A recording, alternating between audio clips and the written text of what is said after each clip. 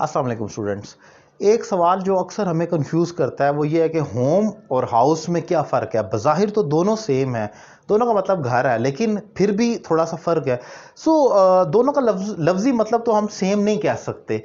Home का मतलब होता है घर और हाउस का मतलब होता है मकान। अब सवाल ये पैदा होता है कि फिर मकान और घर में क्या फ़र्क है। ये भी एक बहस है जो हम आसानी से समझ सकते हैं। बाय द वे, ग्रामेटिकली तो दोनों नाउन है, लेकिन मैं इसको समझाने के लिए एक ऑब्जर्वेशन देता हूं इस तरीके से कि ये आप ऐसे समझें जैसे concrete noun versus abstract noun की बहस है। कंक्रीट नाउन जिसको आप टच कर सकते हैं, जो फिजिकल एग्जिस्टेंस रखता है, जिसकी एक फिजिकल एग्जिस्टेंस है, और अब्स्ट्रैक्ट जिसकी फिजिकल एग्जिस्टेंस नहीं है। अब जरा आगे चलते हैं, बहस में देखते हैं। याद रखें, होम ऐसे है जैसे कि आप कह लें कि वो एक ऐसी जगह है जिसको आप टच नहीं कर सकते, जिसकी फिजिकल एग्जिस्टेंस नहीं है। जैसे कि मैंने यहां पर एग्जांपल लिखी, we have a joint family system at our home.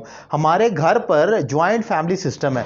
अब ये घर कोई भी जगह हो सकती है, लेकिन ये घर जब हम कह रहे हैं ये एक अब्स्ट्रैक्ट फॉर्म की रिलेशनशिप की बात हो रही है, इसकी फिजिकल एग्जिस्टेंस नहीं है। होम हमेशा अब्स्ट्रैक्ट है, वो घर है। अब वो कोई भी जगह हो सकती है, वो लाजमी नहीं कि सीमेंट का घर ही हो, ईंटों का घर ही हो, वो कोई भी जगह होम कहला सकती है। जैसे ये एग्जांपल देखें, your heart is my home to live. Your heart is my home to live. तुम्हारा दिल मेरा घर है रहने के लिए। अब ये एक स्टेटमेंट मैंने किसी जगह पर पढ़ी थी तो मुझे एग्जांपल याद आई, मैंने यहां पर कोट की। अब जरा यहां पर गौर करें, अब उसने किस चीज को कहा है कि ये मेरा घर है?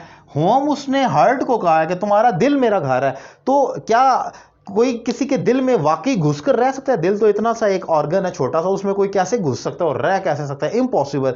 लेकिन मैंने जैसा कि कहा, ये तो है ही, आपका होम है ही अब्स्ट्रैक्ट चीज है जिसकी फिजिकल एग्जिस्टेंस ही नहीं, ये इमोशन बेस्ड है या रिलेशनशिप बेस्ड चीज है, इसलिए उसको घर कहा जाता है। वो किसी की झोंपड़ी भी हो सकती है, दिल भी हो सकता है, आसमान भी हो सकता है कि कोई मेरा घर आसमानों पर है। तो अब क्या वाकई कोई आसमान पर घर बना लेता है या वो आसमानों पर रहता है? Home is basically something which is abstract, which doesn't have its physical existence in other way.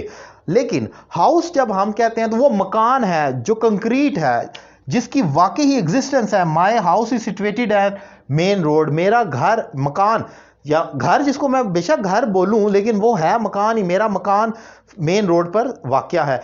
इसीलिए याद रखें, आपके घर के बाहर हाउस नंबर लिखा होता है। क्या कभी आपने किसी के घर के बाहर होम नंबर पढ़ा है? क्योंकि हाउस नंबर से मुराद ये होती है जब आपकी पोस्ट आए या आपका जो इंदराज हो रहा है डॉक्यूमेंट्स के अंदर, तो उनको आपके रिलेशनशिप से कोई गर्ज नहीं है, गवर्नमेंट को या उस इदारे को जहां पर ये इंदराज हो रहा है सारा, उनके लिए ये मकान है कंक्रीट का। उनके लिए बस ये फर्स्ट फ्लोर, सेकंड फ्लोर, ये कितना एरिया है, ये चीज मैटर करती है, इसलिए उसको हाउस नंबर कहते हैं, होम नंबर नहीं कहते। होम तो वो लोग हैं जो अंदर रह रहे हैं, जिन्होंने अपने रिलेशनशिप बेस्ड पर घर बनाया।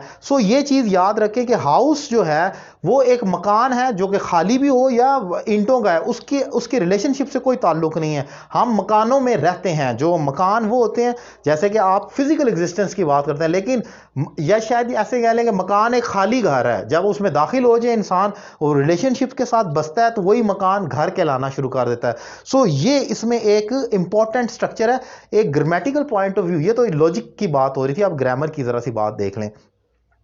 जो होम है, होम के साथ आप टू नहीं लगा सकते। अगर मैं यहां पर एक एग्जांपल लिखूं, I am going to home, तो ये गलत होगा। होम, क्योंकि मैंने कहा ना, जैसे एक अब्स्ट्रैक्ट चीज है। I am going to home, proposition to नहीं आएगी होम के साथ, वो एडवर्ब उसको लिया जाएगा। एडवर्ब ऑफ आप उसको प्लेस ले सकते हैं, जैसे हेयर देयर है, उसके साथ आप नहीं लगा सकते। आई एम गोइंग होम कहना है, लेकिन I am going to house हो सकता है। हाउस क्योंकि एक मटेरियल नाउन है, एक बिल्डिंग है, तो टू हाउस के साथ तो आ सकता है, होम के साथ नहीं आता। रीजन यही है क्योंकि होम को तो हम घर ही नहीं मानते, वो तो एक फीलिंग वाली चीज है, उसके साथ टू नहीं आएगा। लेकिन अगर I am going to my या पोजेसिव एडजेक्टिव जब लग जाए तो फिर टू लग सकता है उसमें। ये एक इंपॉर्टेंट ग्रामेटिकल पॉइंट था जो मैंने डिफाइन किया। अगर आपको ये लेक्चर अच्छा लगा और आप मेरे दीगर वीडियो लेक्चर देखना चाह रहे हैं तो मेरा YouTube channel Syed Ali Raza Kazmi subscribe करें, और प्ले लिस्ट में बेसिक से एडवांस तक हर तरह का लेक्चर इंग्लिश से रिलेटेड आप देख सकते हैं।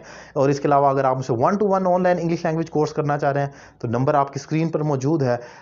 मेरे साथ फीमेल टीचर्स का भी ग्रुप है, आप हमें ज्वाइन कर सकते हैं और दुनिया के किसी भी कोने से इंग्लिश सीख सकते हैं। Thank you very much.